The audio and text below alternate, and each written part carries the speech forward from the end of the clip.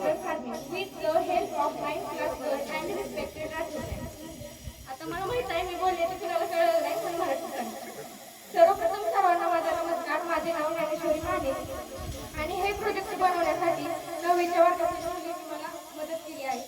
त्यात राठोड मॅडमचाही चांगला अत्यंत उत्तमपणे सहभाग आहे. आम्ही हा नॅशनल फार्मिंग म्हणजेच नैसर्गिक शेती या आधारे एक मॉडेल बनवलं आहे. यात आम्हाला आमच्या विज्ञानच्या शिक्षिका राठोड मॅडम यांचे मार्गदर्शन लाभले आहे. नैसर्गिक शेती प्रकल्प म्हणजे रासायनिक खते आणि कीटकनाशके टाकून देशी गाय आणि स्थानिक संसाधनांचा वापर करून पर्यावरण अनुकूल शेती करणे, ज्यात मातीची सुपीकता वाढते आणि शेतकऱ्यांचे उत्पन्न वाढ सुधारते. या मॉडेल निर्मितीतून आमचा आत्मविश्वास वाढला तसेच विज्ञानाकडे पाहण्याचे दृष्टिकोन बदलले. विज्ञान शिकणे किती मजेशीर आहे हे आम्हाला यातून समजले. Good morning, all of you. My name is Vaibhavi Mahadev Jadhav. My project name is greenhouse farming. Grows crops includes the transparent structures, glass plastic to control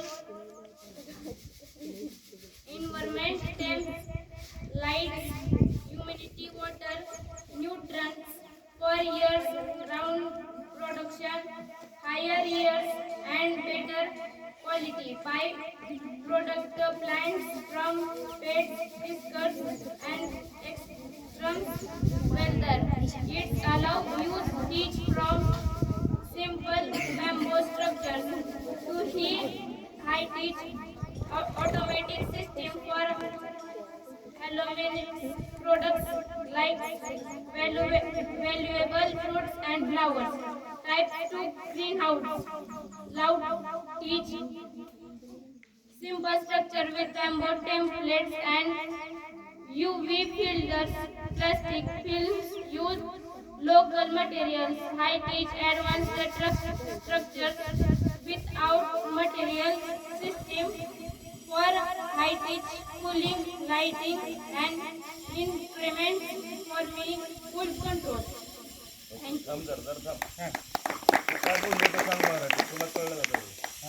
या प्रोजेक्टचं नाव हरितगृह शेती आहे. त्याच्या फायद्याबद्दल जी उघड्यावर शेती केली जाते त्याच्यापेक्षा 10 ते 12 पटीने हरितगृह शेतीमध्ये फायदे होतात. बोला की काय आठवण बोल जसं येईल तसं बोल परत आपण त्याच्यात सुधारणा करू. हा कळलं मला माहिती आहे 100% फोन मारता येते. बरोबर मी नाव नाही सांगतो तुला गेली की सांगितलं ना सर मी बरोबर नाही मारलं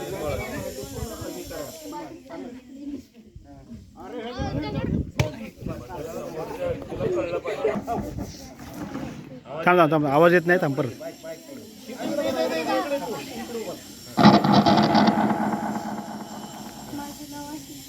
त्या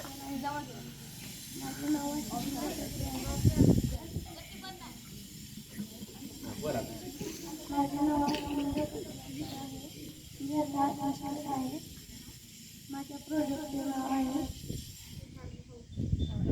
प्रदूषण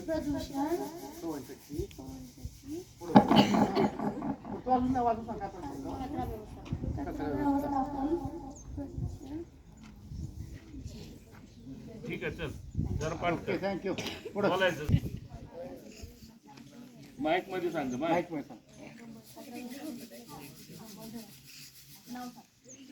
माझे नाव दिव्या सूर्यकांत आहे. माईक जवळ धरा. शिकत आहे.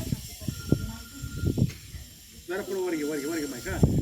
मी केलेला आहे कचरा व्यवस्थापनाबद्दल केलेला आहे.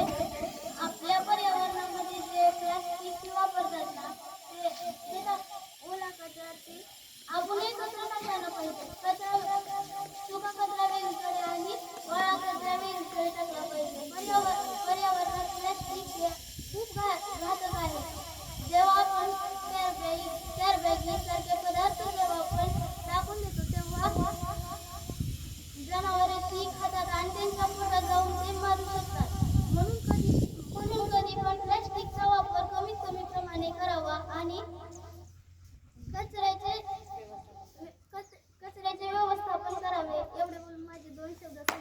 ते प्लॅनिंग अगोदर होतं मला माहितीच नाही आणि नंबरच येतच होता गणितचा आपल्या त्याने आता लेट आणलं होतं. लेट झालं ते काल लय exhibition आणलं मागच्या असतं ना. आठवड्यातच झालं हो. काय? आणि माझ्या पूर्वीच कळलं. येऊनच मांडून आणलं असतं तिथं छान केलं. मी सुद्धा मांडलं असतं एखादं टीचरला सुद्धा होता